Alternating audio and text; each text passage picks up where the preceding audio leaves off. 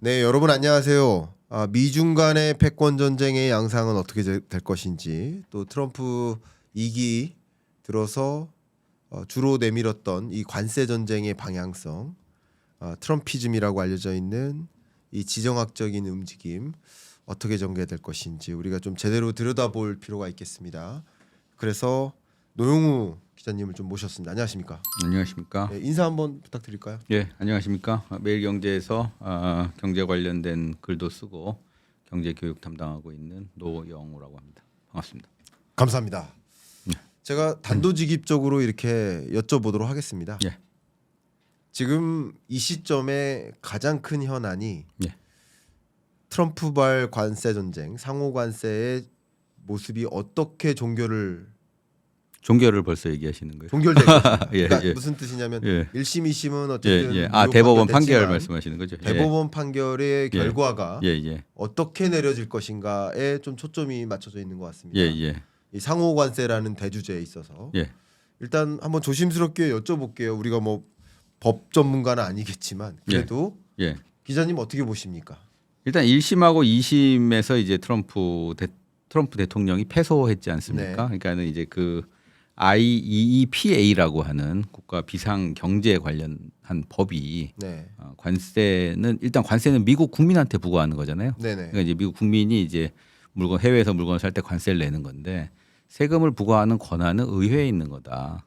그 행정부가 마음대로 아무리 국가가 비상사태라고 하더라도 세금 부과하는 것 대통령이 이렇게 일방적으로 전 세계 모든 국가에게 관세를 일방적으로 부과하는 것은 월권이다 이런 얘기입니다. 네. 그러니까 이제 정확히 말씀드리면 이제 미국의 그 얘기 자체를 미국의 어떤 이해관계를 해하는 행동을 하는 것이 아니라 네. 대통령이 의회의 권한을 침해했다 이게 쟁점이에요. 그렇죠. 그러니까 이제 대통령이 그러니까 의회의 권한을 월권했다라고 하는 거니까 두 가지 관점에서 봐야 될 것 같은데 트럼프 대통령이 월권을 했다라는 거는 뭐 어느 정도 좀 이해가 되는 부분입니다. 사실은 과거에도 뭐 그런 어떤 법을 일방적으로 적용한 경우가 별로 없고 그렇지만 이제 대법원도 미국의 어떤 기관 아니겠습니까? 그렇죠. 그러니까 그렇기 때문에 이제 대법원에서 어떤 판결을 내릴 것이냐 이거를 뭐 예단하기는 좀 쉽지 않지만 네. 일단 기본적으로는 대법원에서 1심, 2심에서 법적인 논리로서 대통령의 권한이 의회의 권한을 침범했다라는 얘기는 사실 어느 정도 맞는 얘기라고 볼 수가 있을 것 같고요. 그렇죠.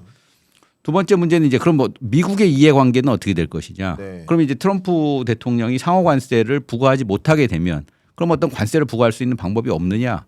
그건 아니거든요. 트럼프 대통령은 또 나름대로 품목관세라는 걸 부과할 수가 있습니다. 그러니까는 뭐 그 슈퍼 301조나 뭐 그 무역법 232조 같은 걸 동원을 해가지고 관세를 부과할 수 있는 방법들은 여러 가지가 있어요. 근데 그 부분에 대해서는 의회에서 아직까지는 행정부가 의회 권한을 침범했다라고 얘기를 하지가 않습니다. 그러니까 만약에 이제 그 대법원에서 상호관세 부분 국가에 대해서 일방적으로 부과하는 그러니까 국가의 모든 물건에 대해서 부과하는 상호관세에 대해서는 위법이다라고 판결을 하더라도 트럼프 대통령은 품목별 관세를 부과하는 방식으로 다른 나라를 옥죄할 수 있는 수단은 얼마든지 있다. 네. 이렇게 보고요.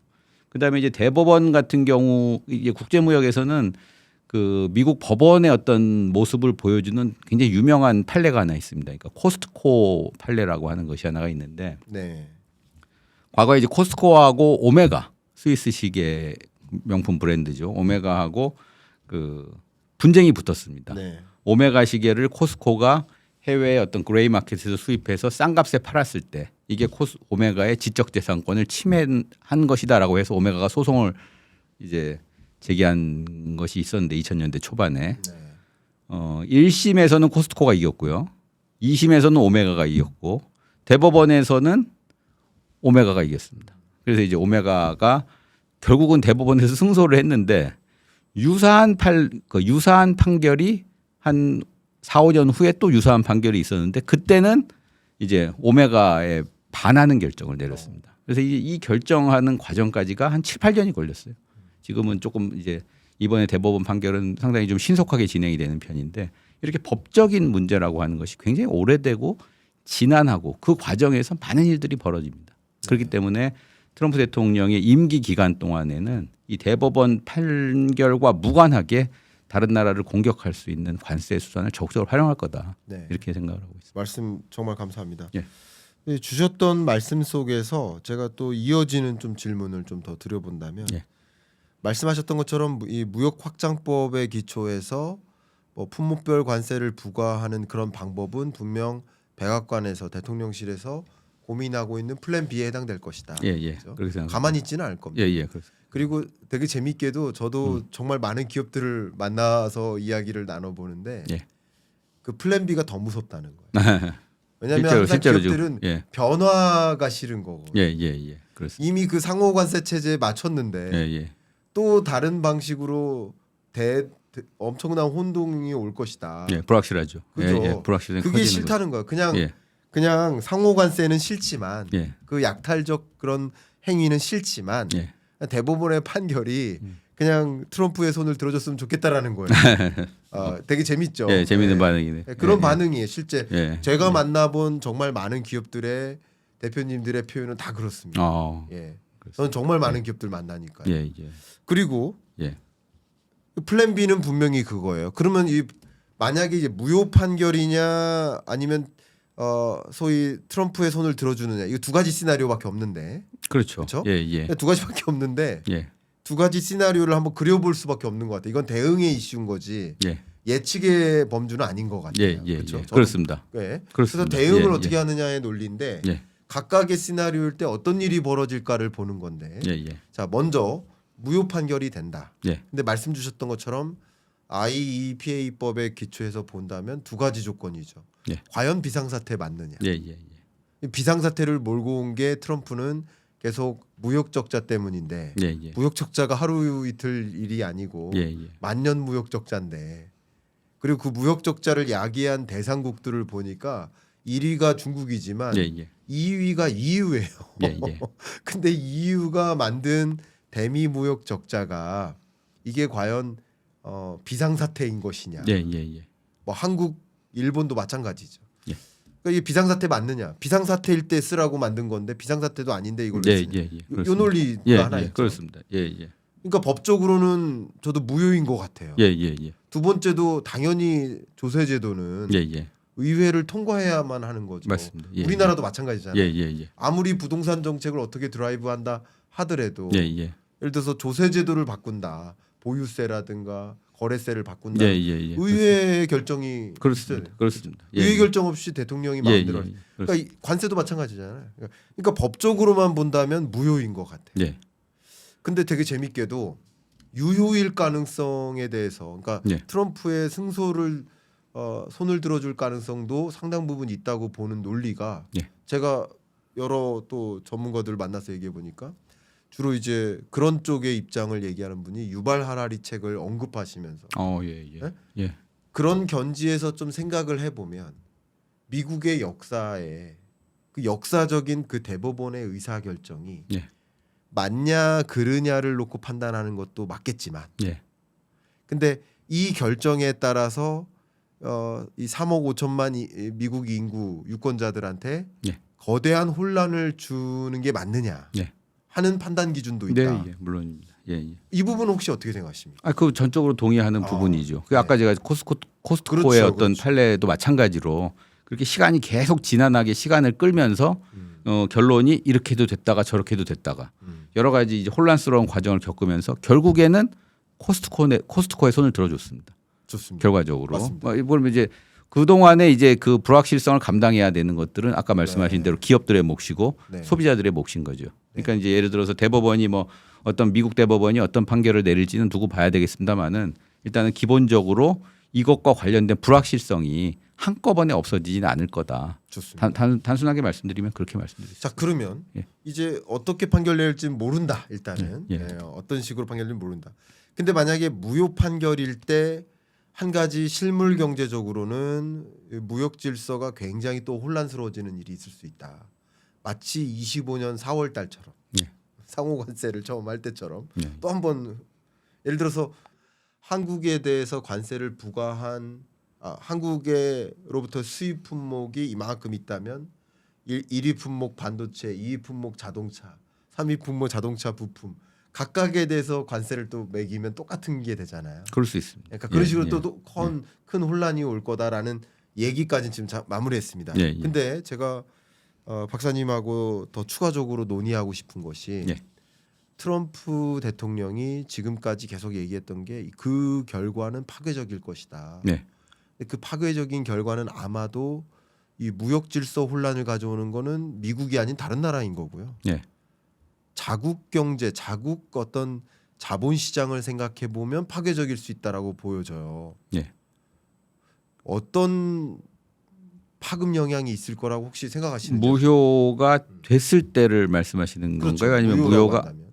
상호관세가 무효다라고 네, 했을 만약에. 때 그럼 굉장히 좀 혼란스럽죠. 예. 예를 들어서 이제 우리나라 같은 경우를 예를 들면 지금 예를 들어서 우리나라는 미국하고 이제 합의를 끝냈지 않습니까? 일단 네. 1차적으로는. 그래서 이제 15%의 관세를 적용하는 걸로 지금 끝냈고 그렇죠. 그다음에 15% 관세를 적용하는 그 대가로 말이죠. 처음에 원래 25%였는데 네. 15%로 10%를 낮추는 대가로 우리나라는 3,500억 달러를 미국에 투자하기로 MOU라는 걸 맺어놨습니다. 네. 합의를 무역 네. 합의를 했는데 이 합의는 물론 법적인 구속력은 없습니다. 그렇죠. 법적인 구속력은 없는 거지만 그래도 미국과의 약속이지 않습니까? 그럼요. 근데 이제 예를 들어서 15%의 관세가 상호 관세거든요. 네. 이 관세에 부과한 근거가 IEEPA라고 하는 그 법에 의해서 지금 15% 관세를 예. 부과하고 있는 거거든요. 그러니까 예. 이 법이 무효라 그러면 15%의 관세를 부과할 수가 없겠죠. 예. 그러면은 이제 15%의 관세를 부과할 수 없으면은 우리나라가 그럼 3,500억 불을 투자하기로 한 것도 무효가 되는 것이냐. 그렇죠. 아주 복잡한 문제가 생기는 거죠. 우리나라는 이제 약속을 해놨고 예를 들어서 뭐 우리나라는 이 법이 무효가 되든 무효가 되지 않든 어쨌든 미국하고 약속을 해놓은 상태거든요. 그럼 이제 이 법이 무효가 됐으면 그럼 우리도 3,500억 달러를 투자하기로 한 것도 그럼 무효냐? 거기에 대해서는 뭐 우리나라는 당연히 무효라고 주장하고 싶겠지만 미국은 우리하고 약속을 한 거 아니냐? 이렇게 이제 얘기를 할 수가 있는 거거든요. 그렇죠. 그렇게 되면 이제 양국 간에 또 그 문제를 놓고 다시 한번 또 합의를 해야 되는 그런 문제가 생기고 네. 그다음에 아까 말씀하신 대로 이제 그렇게 되면 미국도 안에 칼이 있어야 될 거 아니에요. 네. 협상을 하려 그러면 또 자기네들의 무기가 또 있어야 될 것 같은데 이 국가에 부과하는 상호관세는 더 이상 무기로서의 역할을 못 하니까 그럼 다시 또 이제 품목별 관세로 가는 거죠.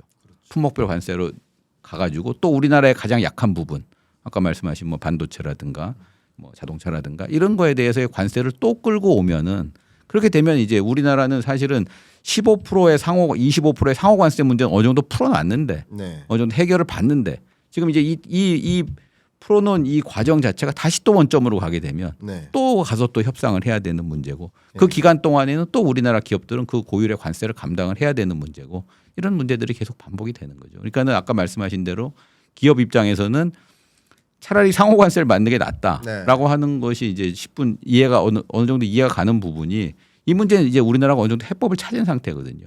그리고 이제 그렇죠. 관세라고 하는 것은 뒤에도 뭐 말씀이 나올 수가 있겠지만은 관세라고 하는 것은 우리는 15%가 중요한 게 아니고요. 우리의 경쟁 국가 일본하고 EU 그다음에 뭐 어떤 우리와 경쟁하는 다른 나라들보다 우리가 관세를 많이 무냐 못 무냐의 문제입니다.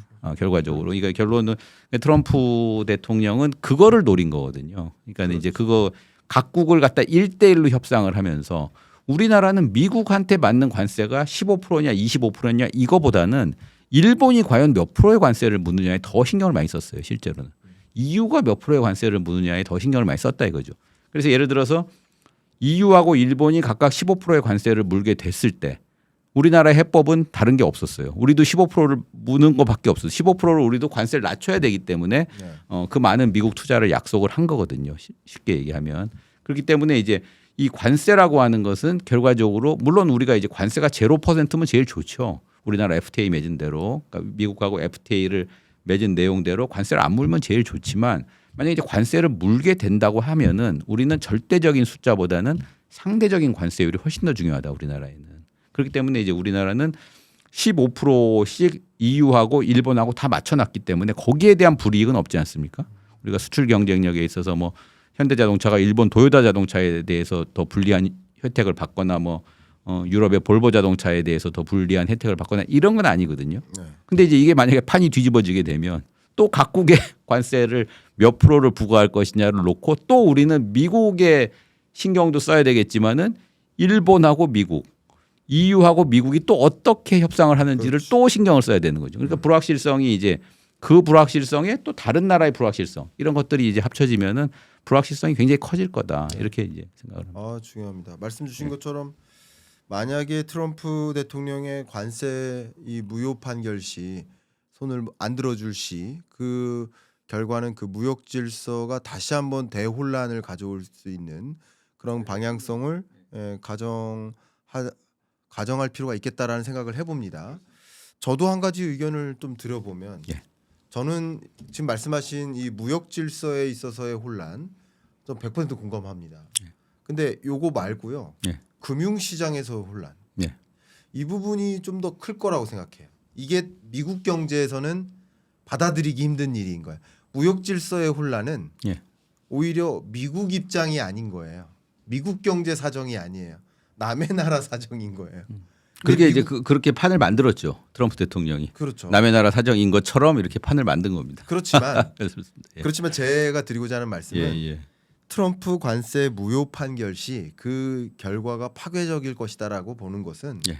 미국 경제 스스로 파괴적일 거라는 거예요. 예. 왜 그러느냐? 저의 의견 들어보면 아시겠지만 그 상호관세 세입이 어마어마했잖아요. 예. 그냥 그래프가 그냥 갑자기 급등하. 그렇습니다. 움직이잖아요. 예. 그러면 이제 그걸 다 환불 조치를 해줘야 되는 거죠. 예. 무효 판결 시. 예. 그럼 소급 조정에서 다 환불해 주려면 예. 이미 그 세입 받아가지고 다 썼는데, 예. 근데 다시 환불해 줘야 된다라고 한다면 예. 대규모 국채 발행이 이어질 수밖에 없죠. 그건 한번 계산을 해봐야 되겠습니다. 예, 연간 세율이 한 7, 8배가 올랐거든요. 네. 관세가 그렇죠. 지금 미국의 어떤 실효 관세라고 하는 것이. 네네. 그러면 이제 예를 들어서 뭐 한 2% 정도 하던 게 지금 한 17, 8% 정도로 이제 올랐는데 관세율이 네. 상반기에 그러니까 올해간에 수입한 금액이 얼마인지 네. 거기에 대해서 이제 그 정도 관세를 물었을 테니까 당연히 돌려줘야 되겠죠. 지금 이미 뭐 러트닉 장관이나 뭐 이렇게 표현을 해온 것까지 얘기해 보면 뭐 2천억 달러에 예. 달하는 예. 그 규모를 환불해 줘야 되는 거예요. 예. 그 환불해 주기 위해서는 또 다른 예산으로 국채를 발행해야 되는 상황에 내몰릴 가능성이 높겠고. 뭐 국채를 발행해서 준다 그러면 그렇습니다. 그러면 국채를 발행하게 될 가능성이 높다라고 가정해야죠 지금으로서는. 예. 그렇게 한다면 국채 시장이 또 국채 발작 증세가 나오는 거죠. 뭐 그럴 수 있습니다. 그렇죠. 예, 그럴 수 있습니다. 그러니까 지금 미국 장기 국채 시장이 고금리에서 안 떨어지는 현상도 그게 하나 반영되는 것이 아닌가. 예. 왜 무효 판결 나올 수도 있다라고 가정하고 예. 시장에서 지금 반영되어 나타난 것이 아닌가라고 예. 생각이 되는데 예. 이게 어찌 보면 트럼프의 일종의 아킬레스건, 그렇습니다. 국채 예. 발작, 그렇습니다. 그 부분이 또 언론 플레이하면서 무효 판결하면 안 된다는 식으로 얘기를 하고 있는 게 뭐 아닌가. 계속 그런 얘기를 하고 있죠. 트럼프 그렇죠. 대통령이 지금. 그것도 역시 가정할 필요가 있겠다라는 생각이 듭니다.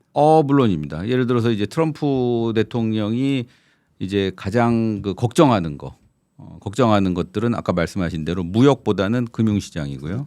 금융시장에서는 또 약달러냐, 뭐 강달러, 그다음에 금리, 주가 뭐 이런 것들이 있을 텐데 그 중에 가장 신경을 쓰는 것이 금리죠. 그렇죠. 사실은 그다음에 이제 트럼프 초기에도 사실은 금리가 한번 발작했던 적이 있지 않습니까? 그렇습니다. 그때 이제 트럼프가 굉장히 화들짝 놀래가지고 당황했던 것들 우리 좀 기억이 나는데 저도 맞습니다. 연초에 예. 그러니까 이제 그런 식의 어떤 금리 발작 증세에 대해서는 트럼프는 굉장히 신경을 많이 쓸 겁니다. 그렇죠. 그렇기 때문에 이제 그런 부분에 있어서는 또 뭐 트럼프가 할 수 있는 일은 또 연준을 압박을 한다든지 예. 연준을 압박해서 금리를 내린다든지 아니면 이제 다른 나라를 또 압박을 해가지고 다른 나라에서 더 많은 돈을 끌고 와서 또 이 문제를 해결한다든지 뭐 이런 식의 방안을 만들어내지 그걸 트럼프 대통령이 지금 가만히 앉아서 자기네들이 그 금리 올라가는 것을 다 감내하지는 않을 거다.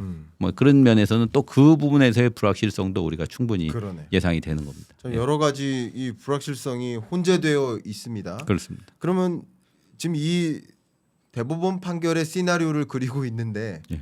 마지막으로 예. 승소 시에는 어떨 것 같습니까? 트럼프의 손을 들어주면 네. 이제 관세가 부과가 되는 거죠. 그렇죠. 기존의 관세가 유지가 되는 거니까 유지되니까. 관세는 계속 내야 되는 거고 네. 그다음에 또 이제 다시 또 뭐 2심 문제를 또 다툰다던가 이런 식의 어떤 법적인 절차는 진행이 될 거고 그다음에 관세는 부과가 되는 거고 그렇죠. 관세에 있어서는 뭐 특별한 변화는 없는 거죠. 좋습니다. 네, 지금까지 말씀 주신 것처럼 트럼프 대통령의 상호 관세에 대한 무효 판결이 만약에 있게 된다. 예. 뭐 그렇게 될지 뭐 우리가 예단할 수는 없습니다만 그렇게 될 경우 정말 그 대혼란이 올 것이다라고 이렇게 말씀을 주신 거예요. 지금 박사님께서 이번에 내주신 책이죠. 트럼피즘과 관세 전쟁. 예. 또 이 부제가 자유무역에서 약탈의 시대로 이렇게 예. 부제까지 달아주셨어요. 예. 이런 책에 기반해서 정말 이 2025년 한 해를 되돌아봐도 예. 관세밖에 안 떠올라요. 그렇습니다. 그죠? 예. 네. 그리고 올해 한 해를 그냥 상징하는 예. 하나의 경제적 명장면이라는 표현이 어울릴지 모르겠지만 하나를 꼽아라. 혹시 꼽으라면 뭘 꼽으시겠어요? 그 저기 트럼프 대통령이 이렇게 국가 리스트를 쫙 이렇게 들쳐 보이면서 예, 한국 25%, 예. 뭐 그 당시 일본은 제가 기억은 24%, 뭐 예. 중국은 34%뭐 이렇게 했던 나라들을 쫙 보여주는 그 네. 장면이 저는 기억에 가장 많이 그러세요? 남습니다. 저도 그래요. 예. 그게 어쩌면 2025년 한 해를 상징해주는 하나의 명장면 아닌가. 뭐 그 상호관세 판넬 딱 들었던 맞습니다. 그 예, 장면. 예. 백악관 기억이 앞에서. 많이 납니다. 예. 예. 그랬던 것처럼 25년을 정리하는데도 관세를 예. 그리고 26년에 대한 경제를 좀 들여다 보는데도 관세 전쟁의 경과를 예. 우리 봐야 될 텐데 그렇죠? 예. 그런 관점에서 이 대법원 판결의 경과 어떤 식으로 나올지 또 그게 어떤 시나리오를 가져올지 그것에 따라서 우리가 또 대응이 또 달라질 수 있으니까 그렇습니다. 예. 말씀 주신 걸 잘 참조해 볼 수 있을 것 같습니다.